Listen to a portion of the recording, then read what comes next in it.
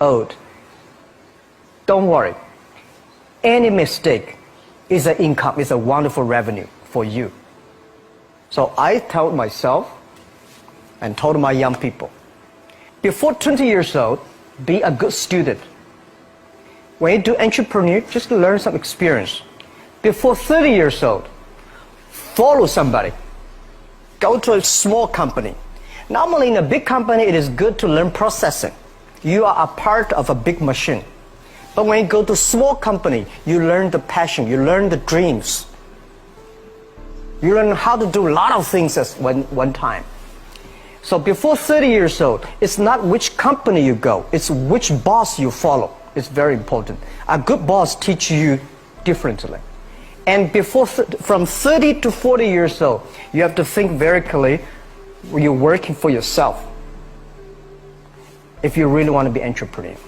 When you're 40 to 50 years old, you have to do all the things that you are good at. Don't try to jump into the new area. It's too late. You may be successful, but the rate of dying is too big. So 40 to 50, think about how can focus on things that you are good at. But when you are 50 to 60 years old, work for the young people. Because young people can do better than you. So rely on them, invest on them, making sure they're good. So when you are over 60 years old, spend time for yourself. On the beach, sunshine, right? It's too late for you to change normally. But this is my advice to the young people. 25 years old, make enough mistakes. Don't worry. You fall, you stand up. You fall, you stand up. Enjoy it. I mean, 25 years old, enjoy the show, enjoy the show. I did not have a rich father. Tried 3 times for university, all failed. I applied for Harvard for 10 times, all failed. They don't even want to see me.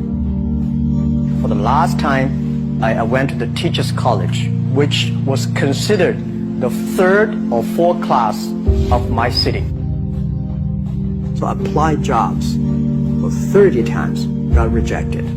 It was so difficult at that time. I was so frustrated because I taught in the university. My pay was $10 a month because I could not find a good job.